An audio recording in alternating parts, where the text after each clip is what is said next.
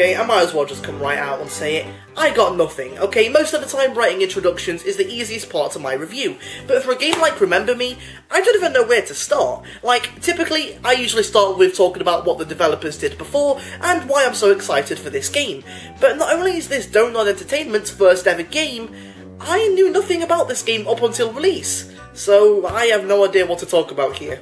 So, let's waste no more time and get into Remember Me. And I forgot to bring the case downstairs, so just pretend I'm holding it in this sloppily edited case. Let's get into Remember Me.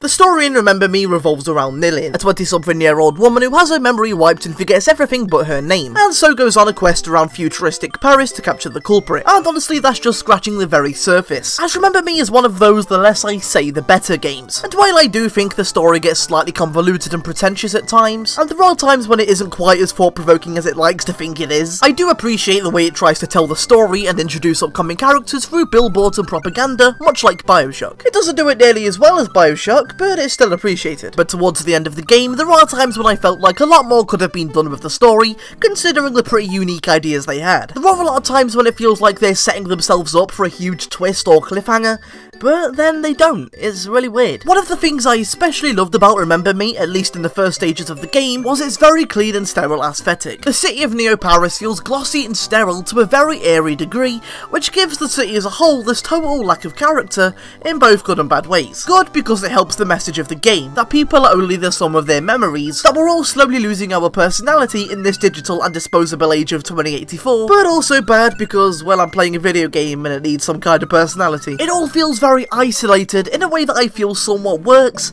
even if it wasn't intentional. It reminded me a lot of both Portal and Mirror's Edge, as Chell and Faith are both very disconnected from society, but in very different ways. But unfortunately, the gameplay in Remember Me is where everything falls apart. There are a lot of times when the game just feels like it's saying, look how artsy I am, so thought-provoking and deep, whoa. In 10 years time, you're gonna look at this game and think, wow, what a work of art, and it just gets a bit tiring after a while. I mean, there's only so many times that you can walk into a new area and the camera pans up to show you the amazing view before it just feels like it's trying to show off. But the main draw for me was in the combat. Oh, the tiresome, generic, repetitive, awful, tedious combat. Oh, how I love it so. But I will give the game one thing. Creating your own combos is a pretty cool concept. Throughout the game, you can unlock new attacks, and you can arrange them in any order on a combo list, and depending on where you place each certain attack, they can do a lot more damage. And the game makes it seem so much more complicated than that, but that is generally the gist of it, and it's pretty interesting. But aside from that, fighting guys is just so boring. You just repeat the same 3-hit or 5-hit combo until they're dead, and it's just that again and again. And then when you finally think it's all over, a group of 5 more bloody enemies come around the corner, just make me want to kill myself. And it's even worse when the game actually starts to pick up and get interesting,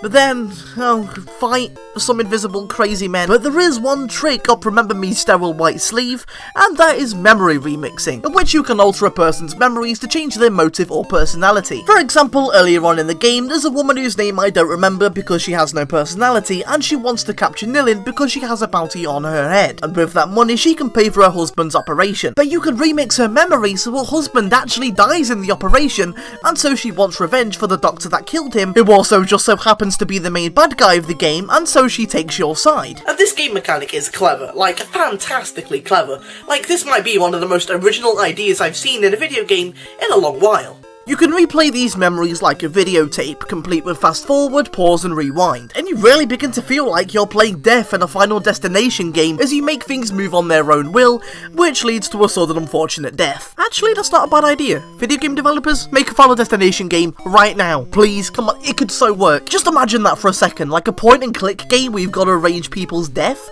That could be so much fun. It seems pretty strange that such a small game like Remember Me could pull out such a creatively fun idea, but it's also such a shame to see that it's surrounded by so many mechanics that just fail, that it just doesn't make up for it. And while I don't agree with a lot of people that call this game terrible, there are a lot of other things that bother me about this game. My biggest problem with Remember Me is that it constantly feels like it's at war with itself. On one side of the battle is the story, which tries to be simplistic and artsy and thought-provoking, and it almost feels like an indie game kind of story. And then on the other side is the pseudo-complex, tedious combat. It doesn't mesh whatsoever, and it really disappointed me. The thing is, the game really does get off to a great start, but ultimately, it's just left feeling like 10% game, 90% shoehorned in combat filler crap. A second facet to the game that felt very inconsistent was the character of Nilin herself. Overall, she is a pleasantly realistic character, who throws out sarcastic remarks when backed into a corner and seems very genuine and afraid in this chrome future, to the point when she meets an enemy she insists that she doesn't want to fight. But 20 minutes later...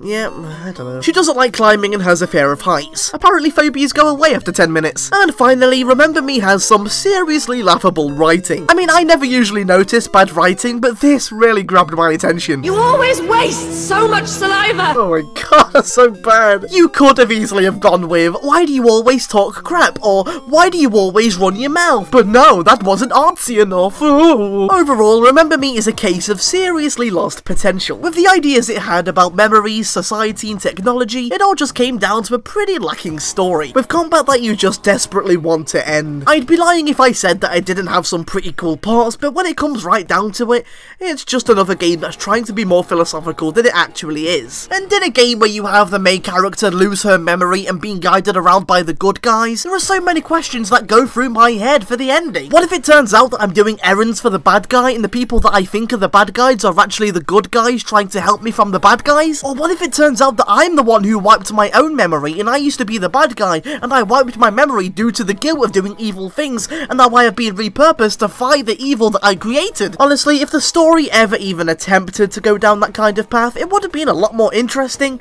but it just ended up feeling very phoned in. And so that's Remember Me. You want to know the most ironic thing?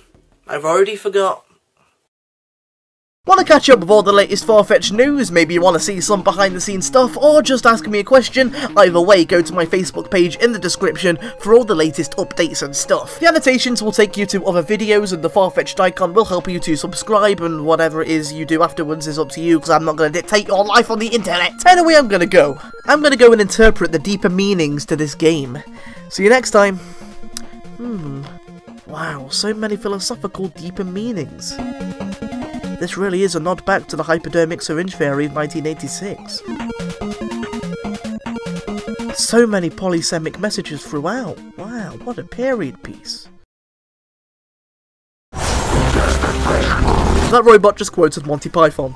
In 2084, a mechanical robot who isn't even capable of watching films just quoted a 100-year-old film. Just a flesh wound. Okay, whatever. I'm leaving. This is stupid. This game doesn't even make any sense. I'm leaving this game. Saliva!